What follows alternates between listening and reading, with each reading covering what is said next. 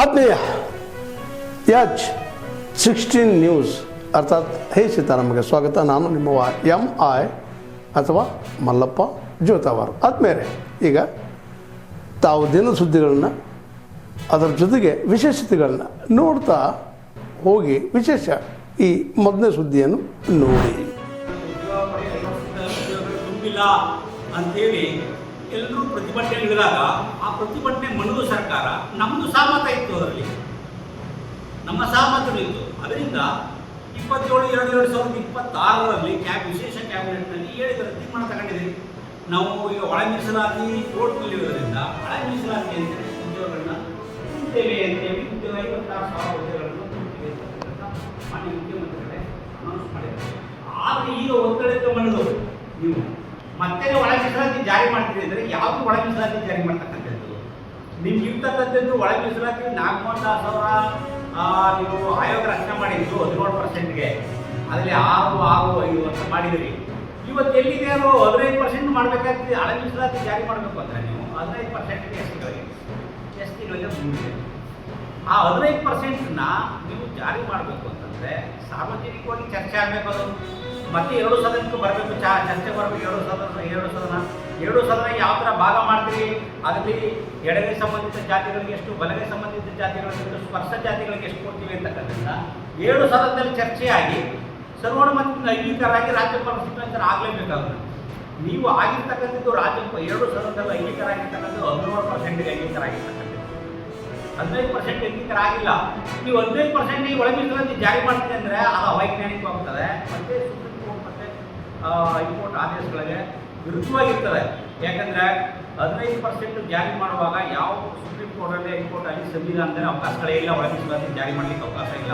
Only ಪರಿಶಿಷ್ಟ ಜಾತಿಗೆ 15% ಇದೆ, 3% ಪರಿಶಿಷ್ಟ ವರ್ಗಗಳಿಗಿದೆ, ಹಿಂದುಳಿದ ವರ್ಗಗಳಿಗೆ 37% ಇದೆ, ಒಟ್ಟು 50% ರಿಸರ್ವೇಷನ್ ಇದೆ. 50% ಈಗಾಗಲೇ ಎಲ್ರಿಗೂ ಗೊತ್ತಿರುವಂತೆ ಅವರು ಕಳೆದ ತಿಂಗಳು ಮಾರ್ಚ್ 27ನೇ ತಾರೀಕು ಅವರು ಇನ್ನು ಕಾಲು ಜಾಯಿಂಟ್ ಆಪ್ರೇಷನ್ಗೆ ಅಂತೇಳಿ ಯಶವಂತಪುರದಲ್ಲಿರ್ತಕ್ಕಂಥ ಮಣಿಪಾಲ್ ಆಸ್ಪತ್ರೆಯಲ್ಲಿ ಅವರು ಜಾಯಿನ್ ಆಗಿದ್ದರು. ಆಪ್ರೇಷನ್ ಕೂಡ ಆಗಿತ್ತು 30ನೇ ತಾರೀಕು ಇಲ್ಲಿ ಮಣಿಪಾಲ್ ಆಸ್ಪತ್ರೆಯಲ್ಲಿ. ಅದಾದ ನಂತರ ಕಳೆದ 3 ದಿವಸದ ಕೆಳಗೆ ಅವ್ರನ್ನ ಕಿಮ್ಸ್ ಹಾಸ್ಪಿಟಲ್ ಅಂದರೆ Krishna institute of medical sciences ಅಂದರೆ ಹೈದರಾಬಾದ್ ಬೇಸ್ಡ್ ಕಂಪ್ನಿ ಅದು, ಅಲ್ಲಿ ಜಾಯಿನ್ ಮಾಡಿದರು. ಅಲ್ಲಿ ಚಿಕಿತ್ಸೆ ಅವರು ಪಡೀತಾ ಇದ್ದಾರೆ. ಅವರಿಗೆ ಒಂದು ಸ್ವಲ್ಪ ಟ್ರೀಟ್ಮೆಂಟ್ ನಡೀತಾ ಇದೆ. ಇನ್ನು ಅದು ಅಬ್ಸರ್ವೇಷನಲ್ಲಿ ಟ್ರೀಟ್ಮೆಂಟಲ್ಲಿ ಇದ್ದಾರೆ. ಇಷ್ಟು ನನಗೆ ಗೊತ್ತು, ಯಾಕಂದರೆ ನಾನು ಮೊನ್ನೆ ಹೋಗಿ ಬಂದೆ, ಆ ಥರ ಗೊತ್ತು. ಮತ್ತು ಇನ್ನು ಬೇರೆ ರೀತಿಯಲ್ಲಿ ಮಾಧ್ಯಮದಲ್ಲಿ ಅದೇನು ಬರೀತದೆ, ಟ್ರೀಟ್ಮೆಂಟ್ ಇದೆ, ಲಂಗ್ಸನ್ನು ಅವ್ರಿಗೆ ರಿಕವರಿ ಆಗುತ್ತೆ ಅನ್ನೋ ಒಂದು ನಿರೀಕ್ಷೆಯಲ್ಲಿ ಇದ್ದಾರೆ. ಈಗ ಸದ್ಯ ಪರಿಸ್ಥಿತಿಯಲ್ಲಿ ನನಗೆ ಗೊತ್ತಿರೋ ಪ್ರಕಾರ ಅವರು ಸರಿಯಾದ ರೀತಿಯಲ್ಲಿ ಸ್ಪಂದಿಸ್ತಾ ಇದ್ದಾರೆ ಅಂತ ಹೇಳ್ಬಿಟ್ಟು ನಿನ್ನೆ ರಾತ್ರಿ, ಯಾಕಂದರೆ ಈ ರೀತಿ ಬೇರೆಯವರೆಲ್ಲ ನಮಗೆ ಪ್ರಶ್ನೆಗಳು ಕೇಳ್ತಾರೆ ಅಂತೇಳಿ ಅಲ್ಲಿ ವಿಚಾರಣೆ ಮಾಡಿದಾಗ ಡಾಕ್ಟ್ರ್ ಇದ್ದಾರೆ ಚಿನ್ನದೊರೈ ಅಂತೇಳಿ ಡೈರೆಕ್ಟ್, ಅವರು ಕೂಡ ಒಂದು ಲೆಟ್ರನ್ನು ಕಳಿಸ್ಕೊಟ್ಟಿದ್ದಾರೆ.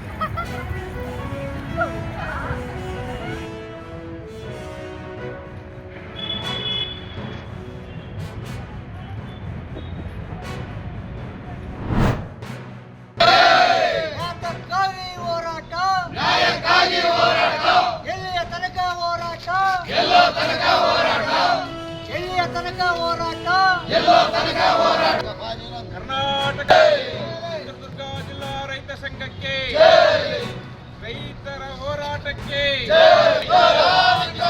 ರೈತರಿಗೆ ಮೋಸ ಮಾಡುತ್ತಿರುವ ದಲ್ಲಾಳಿಗಳಿಗೆ ಬೇಕೇ ಬೇಕು. ರೈತರಿಗೆ ಅಳತೆಯಲ್ಲಿ ಮೋಸ ಮಾಡುತ್ತಿರುವ ದಲ್ಲಾಳಿಗಳಿಗೆ ತಾವೆಲ್ಲ ಇಲ್ಲಿವರೆಗೆ ಸುದ್ದಿಗಳನ್ನು ನೋಡಿದಿರಿ, ಜೊತೆಗೆ ವಿಶೇಷ ಘಟನೆಗಳನ್ನು ಸಹ ನೋಡಿದಿರಿ. ಅದು ನಿಮಗೇನು ಅನ್ನಿಸ್ತು? ನಿಮಗೆ ಲೈಕ್ ಮಾಡಿರಿ, ಶೇರ್ ಮಾಡಿರಿ, ಕಾಮೆಂಟ್ ಮಾಡಿರಿ, ಜೊತೆಗೆ ಸಬ್ಸ್ಕ್ರೈಬ್ ನಿಲ್ಲಿಸ್ಬೇಡ್ರಿ. H16 ನ್ಯೂಸ್ ಅರ್ಥಾತ್ ಈ ಸಿದ್ದರಾಮಯ್ಯ ಸತ್ಯದ ಕೈಗನ್ನಡಿ ವಂದನೆಗಳು.